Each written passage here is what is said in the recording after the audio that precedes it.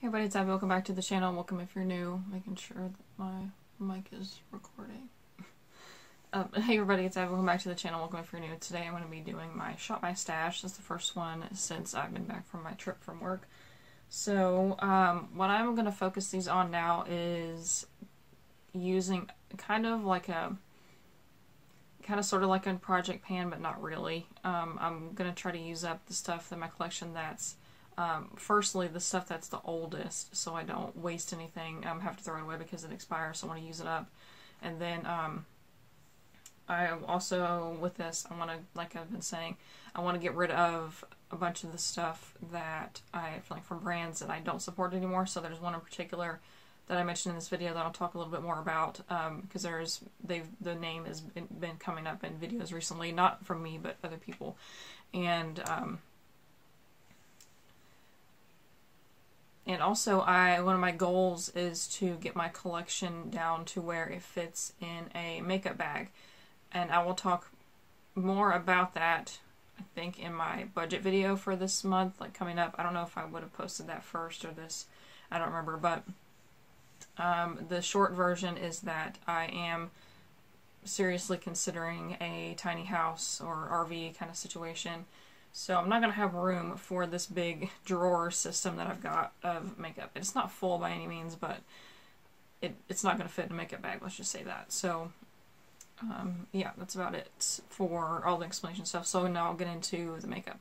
So the first product that I want to mention is this Kat Von D Lock-It Foundation. As you can see, there's not much left, hardly at all. There might be a few weeks left in here, so maybe I'll finish it by the end of this rotation. And I have one more foundation that I was traveling with, the Wet n Wild one, that's like, I'm scraping the sides of it. So maybe I'll move on to that one and use it up because I have a backup of it. But to this Kat Von D foundation, I think this is the oldest foundation in my collection, if I'm not mistaken. And with Kat Von D, I've spoken a lot about this in previous videos. If I can find them, I'll link them below. But recently, she posted a video on YouTube that did nothing for me. Like, even everybody else that I've seen react to that video, it's like, okay, you didn't clear anything up. So I need to be brighter.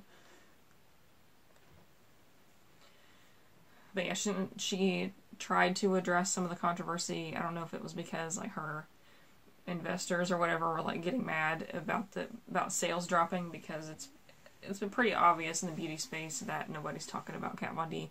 So sorry for allergies and like my sinuses are draining. But yeah, she didn't address anything that anybody didn't already know, so I'm still not going to use Kat Von D anymore. If you want a more detailed explanation about that, though, I will link a video from Jen Loves Reviews. If you're into makeup and you don't watch Jen, what are you doing? Go watch her. She does fantastic videos. She does a lot of research, and she does that What's Up in Makeup. A whole video that's not new. It's a whole series every Sunday about the new stuff that's in makeup, and like even not just about products but about the industry. And I'm definitely gonna check out her video. She made a response to the Kat Von D and like brought up all the things that people were actually concerned about. Anyway, that's that on that. And then the next thing that I want to use up, I mentioned this in my vegan and cruelty-free foundation and concealers video. This is the Wet n Wild highlighting and concealing pen, the Illuminati, and it's in the shade Ivory Into You. And there wasn't much product in there to even begin with, but I'm going to try to use this up because I don't like it. It's my least favorite concealer. I mean, like, applying it, it's okay, but and it's kind of separated in here, and when you apply it, it looks weird, but then when you blend it out, it looks fine. So I don't know what the deal is with this, but it's also quite expensive for the amount of product that you get. So, because there's like barely any product, it's like 0.05 ounces. And I talked about all that in my my video about the foundations and concealers, so I'll link that below if I remember.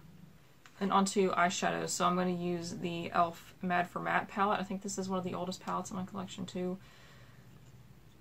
I'm not the biggest fan of it. It blends like too much. It's too like silicone-y. But I want to use that in conjunction with this palette that has some shimmers. It's the Wet n Wild Comfort Zone. It's the new newish formula. I don't say brand new, it's been around for at least a year, maybe more. I have dips in a couple of these shades. I haven't even used it that much. So, yeah, I'll get some use out of those, and then I'm going to move on to probably my Kat Von D palette. I don't know if I'm going to try to pan that or what, but it's the palette is because I'm going to want everything to fit in a makeup bag. The bigger palettes like that are going to have to go regardless of who they're from. So I don't know if I'm going to keep like my Z palette or whatever. So actually that might be the best idea. I think would be to keep the Z palette and just depot like a blush and a bronzer and a highlighter into it. I don't know. We'll see how it goes. And it's going to take a long time to get through a bunch of eyeshadows. And then I always pick a few different lipsticks. So I have these two from Wet n Wild. One is called Never Nude and the other one is called In the Flesh. And these are their just normal like $1 Mega Last lipsticks. And I don't like the packaging because it gets all over the side, but it's whatever. And I prefer these mixed together.